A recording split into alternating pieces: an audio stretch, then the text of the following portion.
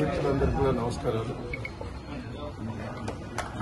రేవంత్ రెడ్డి గారి ప్రభుత్వంలో అరాచకాలను ఒకసారి మీరు అందరూ కూడా కనిపెట్టాలి. ప్రెస్ మీడియా వాళ్ళని కూడా యూట్యూబ్ కు సంబంధించిన వాళ్ళని కూడా చిన్న చిన్న టీవీలను కూడా బెదిరించి అరాచకాలు చేసి లొంగ తీసుకునే ప్రయత్నం చేస్తున్నారు.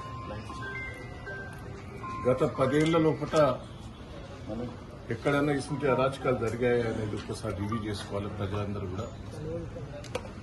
ముఖ్యంగా గిరిజనుల మీద కూడా దాడులు, కొడంగల్ నియోజకవర్గంలో లక్షల సంఘటనలు చేశారు. చాలా మందిని జైలుకు పంపించారు అక్రమ కేసులు పెట్టి.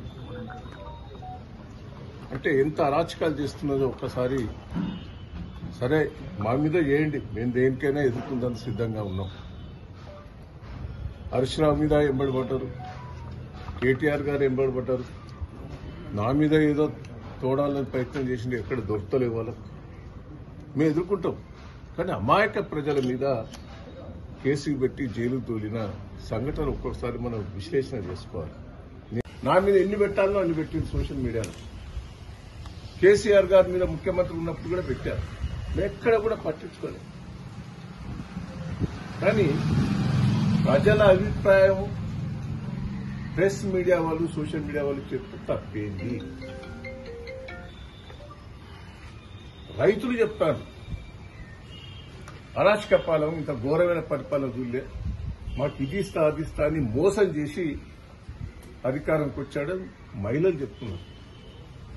ఎప్పుడైనా ప్రభుత్వానికి వ్యతిరేకంగా చెప్పాలంటే నాకు ఏదైనా స్కీమ్ వస్తుంది అని చెప్పరు, మనసులో పెట్టుకుంటారు, టైం వచ్చినప్పుడు కూర్చో. కానీ ఈ రేవంత్ రెడ్డి పరిపాలన ఏమన్నా గాని అని ప్రజలు బయటపడి చెప్తారు. ఇవాళ మహిళలు చెప్తున్నారు, యువకులు చెప్తున్నారు, ప్రతి ఒక్కరు ఇవి ఇచ్చిన గ్యారంటీలన్నీ కూడా మోసం చేశారే.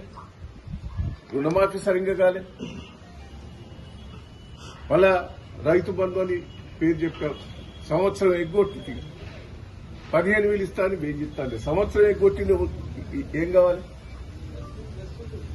2,000 పెన్షన్ 4,000 చేస్తానంటే మహిళలు మోసపడి కొట్టి పెళ్లిళ్ళు చేసుకోకుండా మా గవర్నమెంట్ వచ్చినగా చేసుకుంటే తులం బంగారం అంటే 2,500 రూపాయలు మహిళల పెన్షన్. ఎన్ని తీర్ల మోసాలు చేసిందా?